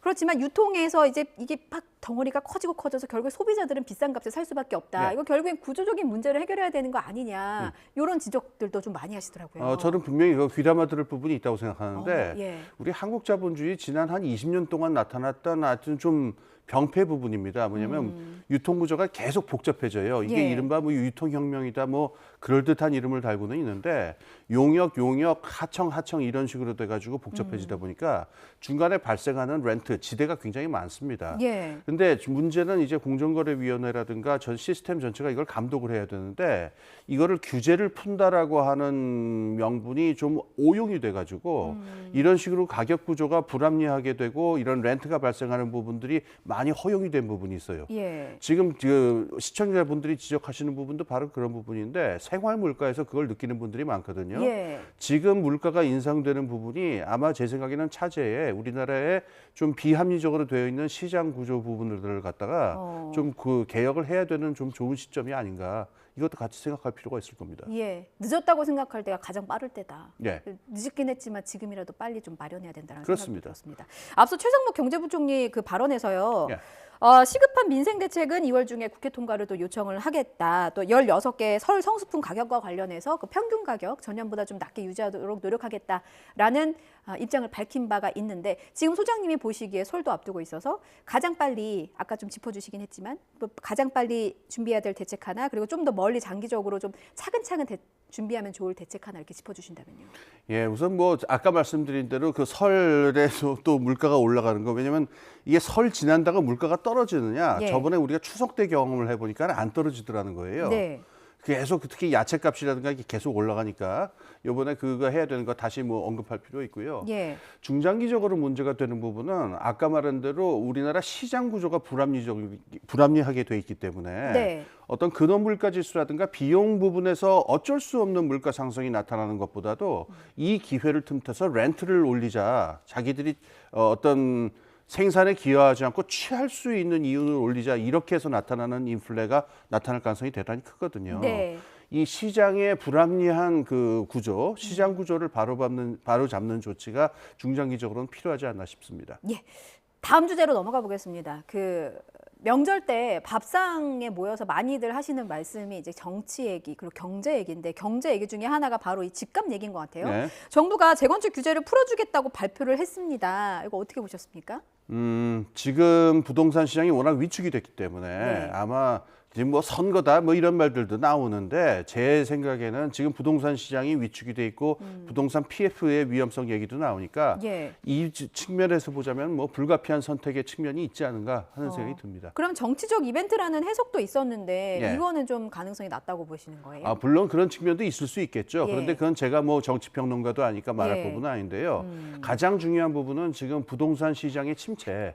여기에 대해서 워낙 지금 급급하게 대응을 하다 나오는 얘기니까 예. 이 정책에 대해서 뭐 찬성 반대를 떠나가지고 예. 정부 입장에서는 나올 수 있는 조치다. 저는 뭐 그렇게 생각을 해요. 예, 침체된 부동산 경기를 조금이라도 살려보려는 보관이다. 그 노후 계획 도시를 재건축할 때 용적률을 750%까지 풀어주는 방안이 있었더라고요. 예. 그렇다면 이제 고양시를 예로 들면 고양시의 일부 지역은 무려 75층까지 예. 아파트가 올라설 수 있다는 예. 말이거든요. 그러니까 75층은 사실 이렇게 감이 안 오긴 하는데 예. 긍정적인 면도 있고 부정적인 면도 있을 것 같아요. 그렇습니다. 예. 긍정적인 면이라기보다도 어떻게 보면 불가피한 측면일 텐데요. 이 재건축이 속도를 내는 데서 제일 중요한 어려운 문제가 이제 주민들이 다 같이 합의를 해야 되는데 네. 그 분담금이 이제 들어오게 되죠. 그런데 만약에 이 부분이 문제예요. 지금 일기 신도시 같은 경우에 용적률이 거의 다 차 있기 때문에 만약에 5층짜리 아파트를 20층으로 재건축을 한다라고 하면은 상당 부분을 갖다가 새로 집을 파는 부분으로 내놓을 수가 있기 때문에 분담금이 확 줄어들게 됩니다. 네. 그러면 반대할 사람들이 거의 없게 되겠죠. 그야말로 내 돈이 옛날 없으니까. 그렇죠. 옛날 얘기 나온 대로 그 두꺼봐 헌 집 줄게 새 집 줄게 아니겠습니까? 예. 그러니까 문제가 없는데 이 지금 워낙 일기 신도시가 높게 용적률이 돼 있기 때문에 이거를 갖다가 더 이상 크게 더 높이 지을 수가 없다게 되면 분담금 문제가 커지게 되고 속도가 날 수가 없거든요. 네. 그러니까 항상 이 재건축 문제에서는 용적률을 높여달라고 하는 얘기가 나와요. 근데 지금 말씀하신 대로 용적률을 폭발적으로 놀려주게 되면은 급물살을 탈 수 있게 되는 사람들이 합의를 볼 수 있게 되는 이 측면이 있습니다. 이게 이게 긍정적으로 보든 뭐 불가피한 측면으로 보든 이게 있는데요. 예. 이거의 어두운 점은 뭐냐면은 그럼 건물만 만약에 그 2배로 그 층수가 높아진다고 해결이 되느냐? 교통 문제가 따르게 되고 그다음에 급수 문제가 따르게 되고 인근 시설이라든가 5만 가지 인프라, 그 도시 인프라의 조건 악화 문제가 따르게 되거든요. 예. 그럼 이 비용은 꼼짝없이 공공이 다 뒤집어 쓰게 되는데 이 비용은 누가 낼 것이냐? 그러면 사실 용적률을 올려봐야 고층 지어봐야 거기 교통지역 돼버리고 그러면은 예. 삶의 질이 올라가지 않으니까는 이건 또 도루묵이 돼버리거든요. 예, 예. 그러니까는 올라가는 게 이 공적률을 올리는 게 불가피하더라도 이 공공 비용을 누가 지불할 것이냐 이게 가장 큰 쟁점이 되겠죠. 그렇군요. 그런 장단점이 있고 또 일각에서는 이제 특히나 이제 리모델링을 추진하는 지역에서는 이제 그 재건축 위주의 규제 완화에 좀 불만을 나타내는 목소리도 있었습니다. 네. 근데 저희가 시간 관계사 이 부분은 다루지를 못하고요. 유튜브에 관련 영상이 올라와 있습니다. 일전에 홍기빈 소장님과 함께 다룬 적이 있었거든요. 그래서 뉴스라이더 뭐 재건축 검색하시면 리모델링과 관련한 부분 알 수 있겠고요. 시간이 딱 1분 정도만 있을 것 같습니다. 예. 짧게 정부가 내놓은 그 재건축 규제 완화 대책 중에서 이제 사실 법 개정이 필요한 대책들이 되게 많아서 이게 실현 가능성이 있느냐라는 의구심이 일단 제기가 됐고 그렇다고 무작정 다 풀어주자니 그 갑작스럽게 급상승기에 겪었던 부작용들이 있었잖아요. 그렇습니다. 이런 부분들을 우려하는 시각도 있어서요. 지금 네. 필요한 대책이 어떤 부분들인지 우선 지금 말씀하신 대로 개정해야 되는 법이 굵직한 것만 한 3개가 있고 네. 그리고 자잘한 것도 굉장히 많거든요. 예. 그러니까 본격적으로 추진되는 거는 총선이 끝난 이후가 될 수밖에 없다라고 하는 건 염두에 두실 필요가 있고요. 그다음에 또 하나 좀 이 문제를 장기적으로 본다면요. 네. 이 부동산값 오른다, 부동산 시장 오른다 이 문제만 보지 마시고 예. 이제 또 재개발을 하면은 다시 30년입니다. 이 30년에 걸려 있는 이슈는 기후위기 이슈라든가 새로운 새 시대의 도시를 어떻게 건설할 것이냐라고 하는 훨씬 더 크고 넓은 비전으로 좀 포괄적으로 졸속으로 하지 말고 예. 포괄적인 비전으로 좀 재건축이든 추진이 되었으면 좋겠습니다. 예, 정말 미래 세대를 위한 대책이라면 충분히 기다려줄 마음의 여유가 또 국민들에게 있을 것 같다는 생각도 해보면서 오늘 말씀 여기까지 들을게요. 홍기빈 글로벌 정치경제연구소장이었습니다. 잘 들었습니다. 예, 감사합니다.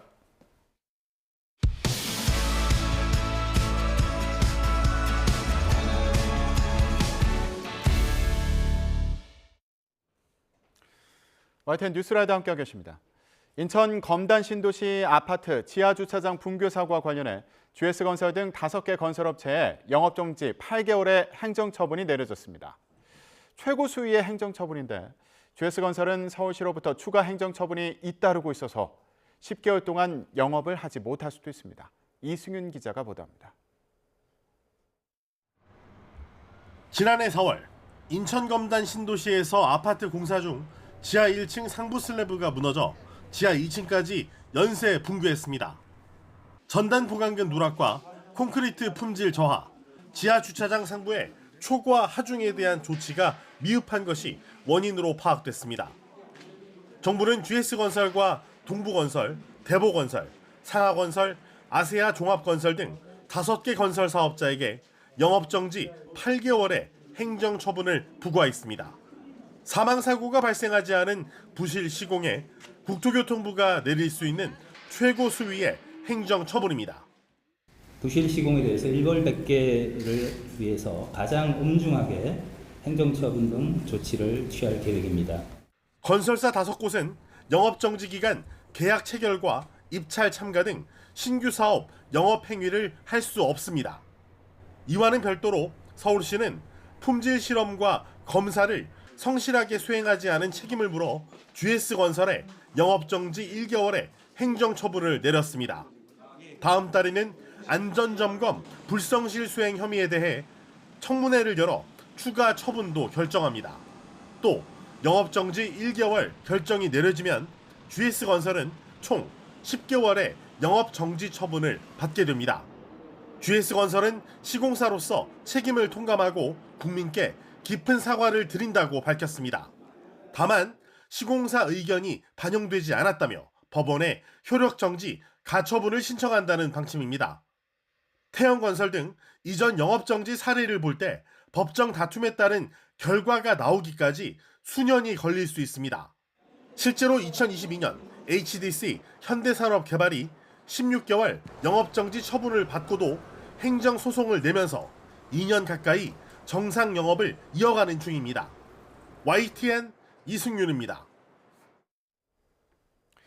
인천 검단 아파트 지하주차장 붕괴 사고와 관련해 GS건설에 이어서 동부건설까지 국토교통부의 영업정지 처분에 법적 대응하기로 했습니다. 동부건설은 입장문을 통해 자신들은 시공에 관여한 바가 없다면서 지난해 국토부와 서울시가 처분 사전 통지서를 보낸 뒤 공동 도급사로서 충분한 소명 절차를 거쳤고 이번 사고의 직접 원인과 무관함을 증명하는 의견을 제출하기도 했다고 밝혔습니다. 밤사이 사건 사고 소식입니다. 오늘 새벽 0시 50분쯤 전북 고창군 흥덕면 서해안고속도로 서울 방향 선운산 나들목 인근에서 화물차 넉 대와 승용차 2대 등 차량 6대가 잇따라 부딪혔습니다. 이 사고로 화물차에 타고 있던 60대 여성이 그 자리에서 숨졌고 4명이 다쳐 병원으로 옮겨졌습니다. 또 사고 수습이 4시간 넘게 이어지면서 고속도로 일부 차로가 통제돼 인근을 지나는 운전자들이 불편을 겪었습니다. 경찰은 2.5톤 화물차가 앞서가던 6.5톤 화물차를 들이받은 뒤 뒤따르던 차들이 이를 피하지 못해 연소에 추돌한 것으로 보고 정확한 사고 경위를 조사하고 있습니다. 어젯밤 8시 20분쯤 충북 청주시 오창읍에 있는 3층짜리 다세대 주택 2층에서 가스가 폭발했습니다. 이 폭발로 3층에 있던 3명이 1도 화상과 타박상 등 경상을 입었고 주민 8명이 추가 폭발 우려에 따라 임시거처로 몸을 피했습니다. 또 창문 등이 부서졌고 파편이 튀며 1층에 주차된 차량 5대가 파손돼 소방서 추산 1,500만 원의 피해가 발생했습니다. 어제 오후 6시 반쯤 충남 태안군 태안읍의 단독주택에서 불이 났습니다. 집이 비어 있어서 다친 사람은 없었지만 잔불 정리를 위해서 지붕을 해체하는 등 진압이 지연되며 불은 3시간 50분 만에 모두 꺼졌습니다. 페이스북과 인스타그램을 운영하는 메타의 CEO 마크 저커버그가 미국 상원 청문회에 출석했습니다. 소셜미디어의 유해 콘텐츠로부터 미성년자를 보호하기 위한 자리였는데요. 저커버그는 가족을 잃은 가족들에게 머리를 숙여 사과했습니다. 기정훈 기자가 보도합니다. 미상원 법사위 청문회는 피해자와 피해자 가족들의 증언 영상으로 시작했습니다. My son Riley died from suicide after being sexually exploited on Facebook. 소셜 미디어로 인해 자녀들이 성범죄나 마약, 자살 등 피해를 봤다는 부모들이 자녀들 사진을 들고 방청석에 앉았고 페이스북과 인스타그램을 운영하는 메타를 비롯해 X, 틱톡, 스냅챗, 디스코드 등 거대 소셜미디어 운영사 CEO들이 증인석에 앉았습니다. 의원들은 소셜미디어가 사람을 죽이고 있다고 질타했습니다. When we had cigarettes killing people, we did some about it, maybe not enough. You're going to talk about guns, we have the ATF. Nothing here. There's not a damn thing anybody can do about it. You can't be sued. 특히 세계 20억 명이 사용하는 페이스북과 인스타그램의 모기업 메타의 CEO 마크 저커버그가 집중 포화 대상이 됐습니다. 37% of teenage girls between 13 and 15 were exposed to unwanted nudity in a week on Instagram. You knew about it. Who did you fire? 쩔쩔매던 저커버그는 갑자기 일어나더니 뒤로 돌아 방청석의 부모들에게 사과했습니다. I'm sorry for everything that you all terrible. No one should have to go through the things that your families have suffered. 에반스 피겔 스냅 CEO도 미성년자가 스냅챗에서 마약을 산 뒤 사망한 사례에 대해 비극을 막지 못해 죄송하다고 사과했습니다. 슈시오스 틱톡 CEO는 어린이의 안전과 보호를 위해 올해 세계적으로 20억 달러를 투자하겠다고 했고 린다 야카리노 X CEO는 피해자가 소셜미디어 기업을 고소할 수 있도록 하는 아동 성학대 방지 법안을 지지한다고 말했습니다. 미국에서 온라인의 아동 성학대 신고는 지난해 3,600만 건으로 사상 최고치를 기록했고 페이스북에서만 2천만 건이 넘었습니다. YTN 기정훈입니다.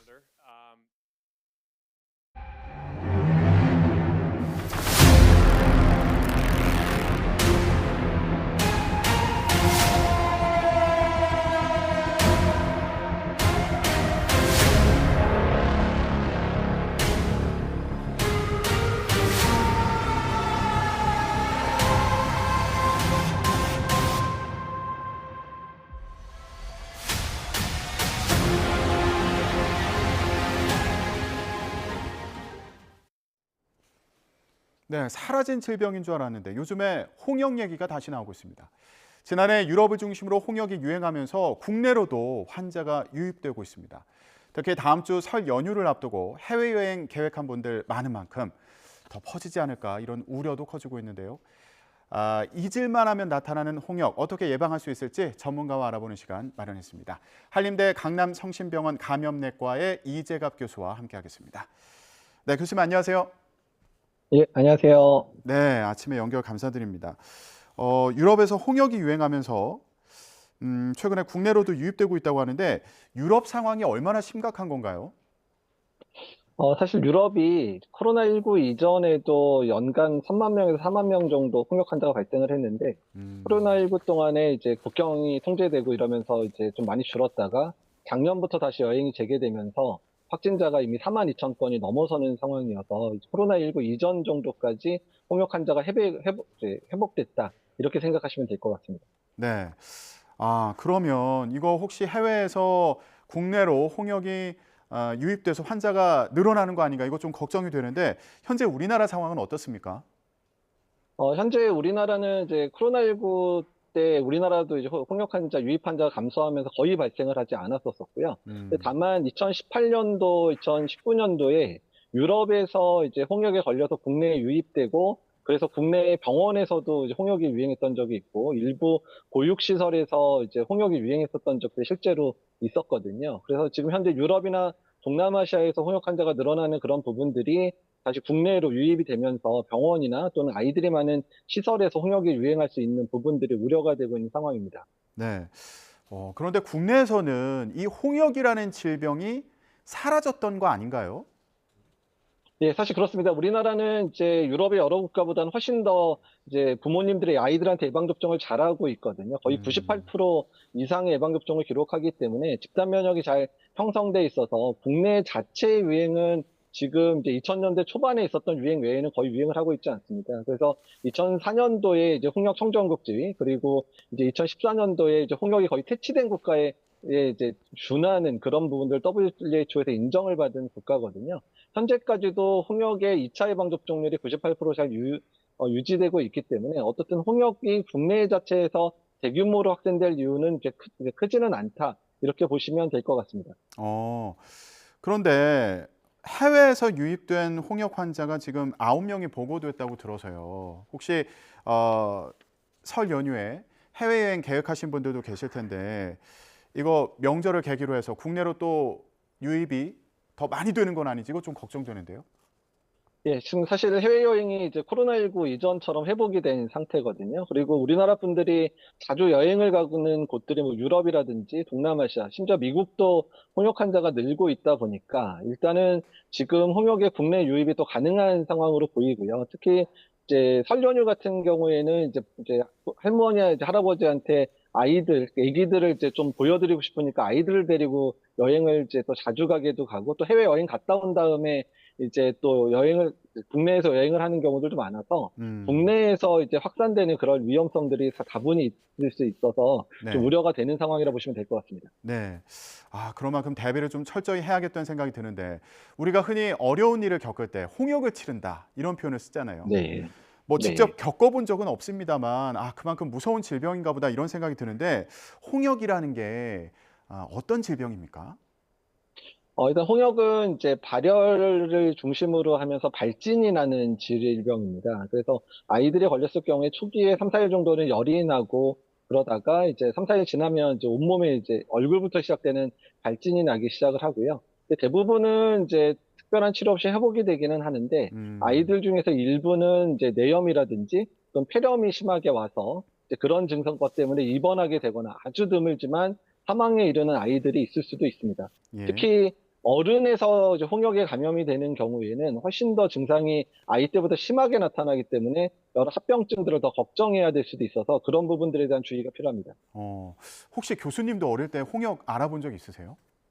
네, 저도 이제 어렸을 때 유치원 다닐 때 이제 홍역에 걸려가지고요. 일주일 동안 이제 유치원 못 나갔었던 기억을 하고 있습니다. 그렇군요. 네. 혹시 많이 아프셨어요? 열이 많이 나가지고 초반에 열이 많이 나니까 아무것도 못 먹었었다고 저희 어머니가 얘기를 하더라고요. 그러다가 이제 3, 4일 지나고 나서 좀 괜찮아졌다 이렇게 얘기하시더라고요. 아, 그 증상에 대해서 좀 궁금해서요. 겉으로 나타나는 증상이 감기 또 독감이랑 비슷하다고 얘기를 하더라고요. 혹시 구분할 수 네. 있는 방법이 있을까요? 그러니까 사실 이제 발진이 나기 전까지, 그러니까 발진 나기 3, 4일 전부터 열이 나기 시작을 하거든요. 근데 발진이 나기 전까지는 사실 홍역이라고 진단하기가 너무 어렵습니다. 그러니까 홍역 환자 노출이 뭐 확인된 게 아닌 이상에서는 검사를 해도 검사를 하지 않기 때문에 확인이 좀 어렵고요. 근데 이제 발진이 이제 얼굴부터 시작해서 전신으로 퍼지기 시작하면 이제 그제서야 이제 홍역이라 진단할 수 있는데 문제는 발진 나기 3, 4일 전부터 전파가 가능하거든요. 그래서 홍역을 예방하기가 상당히 어려운 게 홍역 진단이 좀 늦어지고 또 그 전에 이미 전파가 가능하기 때문에 상당히 좀 진단이 어려운 병이다 이렇게 보시면 될 것 같습니다. 아, 그렇군요. 그러니까 이게 확실히 진단을 받기 전에도 전파가 가능하니까 요 부분 좀 걱정되는데 이게 전염성이 굉장히 강한가 보죠? 전염성이 저희가 알고 있는 이런 그러니까 호흡기로 전파되는 바이러스 중에 거의 뭐 최고라고 할 수 있는데요. 한 명이 감염됐었을 때 이제 홍역에 대한 면역이 없는 사람에게 적어도 12명에서 18명까지 감염시킬 수 있다 그래서 우리가 전파력에 있어서 뭐 코로나19보다도 더 전파가 강하다 이렇게 보시면 될 것 같습니다. 예. 그럼 어떤 방식으로 전파되는 겁니까? 예, 이제 공기매개라고 해가지고요. 단순히 이제 비말로만 전파되는 게 아니라 이제 사람이 말을 할 때 나오는 여러 가지 이제 그 속에 바이러스가 이렇게 날아가서 공기를 타고 흘러다니면서 전파를 시키거든요. 그래서 홍역 환자가 그 자리를 떠나더라도 1시간 정도는 홍역 바이러스가 공기 중에 이제 날아다니면서 감염을 시킬 수 있다 정도로 말을 하고 있어서 전파 범위도 넓고 매우 많은 사람을 감염시킬 수 있는 특성이 있습니다. 예. 아, 기침을 하지 않더라도 대화만 나눴어도 이게 감염이 될 수도 있고 네. 그 자리를 떠나더라도 바이러스가 남아 있을 수 있다. 이런 말씀이시군요. 네. 그러면 요거 백신을 맞으면 예방을 할 수 있는 건가요? 예, 또 홍역은 이제 어렸을 때 이미 이제 12에서 15개월 또 4에서 6세 때 2회 접종을 하게 되면 이제 충분히 예방이 가능하다라고 돼 있고요. 혹시라도 예방 접종이 안 된 분들 같은 경우에도 성인기에 이제 보통 한 달에서 2달 간격으로 이제 2회 접종을 하게 되면 이제 전파 가능한 예방 효과가 거의 97% 이상 유지된다 이렇게 얘기를 하고 있습니다. 근데 어릴 때 생각을 해보면 저희 불주사라고 해서 굉장히 아픈 주사를 맞았던 기억이 있거든요. 그게 혹시 네. 그 홍역 예방 접종 주사였나요? 아, 불주사는 이제 BCG라 그래서 결핵 예방 접종이 그랬고요. 그다음에 이제 홍역 예방 접종은 이제 일반 예방 접종인데 아플 때 접종 자체가 아프지는 않습니다. 아, 그렇군요. 그러면 어릴 때 예방 접종을 한 경우도 있고 안 한 경우도 있습니까? 근데 사실 우리나라는 이제 2001년, 2년 이후에 이제 좀 많은 유행이 있고 나서 2차 접종을 의무화시키고 나서는 지금까지 접종률이 떨어진 적은 없는데요. 근데 아까 전에 말씀드렸지만 우리나라에서 그때 2001년, 2년 유행 이후에 500명 이상 환자가 발생한 적이 없습니다. 그래서 전국적인 유행이 없다 보니까 주로 어렸을 때 예방접종 2회 한 거를 가지고 성인기에 접어든 분들이 많은데 예전에는 홍역이 유행하면서 중간중간 노출이 되니까 이제 자연 부스터라 그러죠. 자연적으로 이제 면역이 회복될 기회가 많았는데 이제 홍역이 국내에서 유행을 안 하다 보니까 홍역에 노출될 일이 없다 보니까 이제 20대 해당 20대, 30대 분들 같은 경우에 홍역 항체가가 많이 낮아진 분들이 있고 이런 분들이 화력이 강한 시기에 환자랑 만나게 되면 가볍게 홍역을 앓는 수가 있고 그런 지금 현재 유럽에서 유입되는 환자들은 대부분 그렇게 감염된 환자들로 보고 있습니다. 예. 어린 시절에 홍역 예방 접종을 했더라도 감염될 가능성도 있는 거죠. 네, 그렇습니다. 그러니까 지금 감염되는 분들 예방접종 거의 대부분 한 분들이고요. 근데 그게 우리나라 홍역 유행을 안 하다 보니까 홍역에 대해서 자연 부스터라고 해서 이제 중간에 항체가 올라갈 일이 없다 보니까 그래서 홍역의 전파가 매우 심한 시기에 사람하고 만나게 되면 가볍게라도 홍역에 걸릴 수 있는 상황이 되는 겁니다. 예. 근데 홍역 백신을 맞지 않은 분들도 있잖아요. 그러니까 의무 접종을 안 한 시기도 있었을 것 같은데 그런 분들은 혹시 내가 접종을 했나 안 했나 좀 헷갈리실 것 같은데 이거 확인할 수 있는 방법이 있습니까? 사실 이제 지금 한 20대에 해당되는 분들까지는 이제 예방접종 도우미 사이트에 가면 예방접종 맞은 기록들이 이제 국가 전산망을 통해서 확인이 가능한데요. 근데 그 이전에 계신 분들은 그 전산망이 제대로 안 갖춰졌던 시기에 이제 있기 때문에 그런 분들은 이제 접종 여부 확인하기가 좀 어려울 수 있고요. 그래서 접종 여부가 명확지 않은 분들은 혈액 검사를 통해서도 본인의 이제 예전에 걸렸던 뭐 예방접종을 해서 항체를 가지고 있는지를 이제 확인이 가능합니다. 그럼 혹시 백신 접종을 하지 않았다면 지금이라도 예방 접종하는 게 좋을까요? 네, 홍역 같은 경우는 이제 말씀드린 대로 이제 나이가 들어서 어른이 돼서 걸리면 걸릴수록 훨씬 더 심각한 질환 합병증을 초래하기 때문에요. 아직까지 예방접종률이 명확지 않거나 항체 검사에서 항체가 없는 분들 같은 경우는 지금이라도 예방접종을 하셔야 됩니다. 혈액 검사를 해보고 결정을 하시면 되겠군요. 네. 설 연휴에 여행 계획하신 분들, 해외에서 홍역 유행한다고 하니까 좀 불안하실 수도 있을 텐데 지금 접종을 해도 이제 다음 주부터 연휴잖아요. 효과가 있을까요? 네. 일단 이제 보통 예방접종 효과는 2주 이후에 본격적으로 나타나기는 하는데요. 그렇더라도 이미 이제 한 번 정도 예방접종을 했거나 이런 분들에게 있어서는 추가 접종했을 경우에 반응은 훨씬 더 좀 빠르게 나타날 수도 있거든요. 그리고 이제 예방접종 효과가 완전히 없는 건 아니니까 지금이라도 늦지 않았으니까 해외 여행을 앞둔 분들은 예방접종을 하시는 게 좋을 것 같습니다. 예. 예방 접종 그렇게 이제 좀 고려를 해보시면 될 것 같고요. 아이들과 같이 연휴 때 이제 해외여행 계획하신 분들도 계실 텐데 홍역 때문에 좀 불안한 분들 계실 것 같습니다. 좀 안전 수칙을 알려주신다면 뭐가 있을까요? 네, 일단은 이제 아이들도 그렇고 어른들도 그렇고 이제 홍역에 그런 노출되기 쉬운 상황들이고 또한 지금이 우리나라뿐만 아니라 전 세계적으로 호흡기 바이러스들의 유행이 좀 많은 상황들입니다. 그래서 사람이 많이 있는 곳이나 밀폐된 곳에서는 마스크를 착용하는 게 도움이 될 수도 있을 것 같고요. 그다음에 손위생 철저하게 하시는 거 잊지 않으셨으면 좋겠습니다. 네. 마스크와 그리고 손위생 철저히 하라는 말씀 해주셨습니다. 네, 오늘 말씀 여기까지 듣겠습니다. 지금까지 한림대 강남성심병원의 감염내과 이재갑 교수와 함께했습니다. 교수님 말씀 고맙습니다. 네, 감사합니다. 주말을 하루 앞둔 오늘도 추위는 쉬어가고 있습니다. 오늘 서울 아침 기온은 1도로 대부분 영상권으로 출발했고요. 한낮에도 서울 기온은 6도까지 오르는 등 예년 기온을 크게 웃돌겠습니다. 이렇게 날씨가 온화한 틈을 타서 연일 미세먼지도 말썽을 부렸는데요. 현재 서울은 대체로 양호한 대기질을 회복했지만 오늘까지는 일부 서쪽 지방을 중심으로 공기가 탁한 곳이 있겠습니다. 자세한 미세먼지 상황부터 살펴보도록 하겠습니다. 현재 충남과 전북, 광주의 초미세먼지 농도 나쁨 수준을 보이고 있습니다. 오늘도 서쪽 곳곳으로는 미세먼지가 잔류하며 대기질이 탁한 곳이 있겠고요. 초미세먼지 주의보도 남아있을 가능성이 큰 만큼 호흡기 건강에 유의하셔야겠습니다.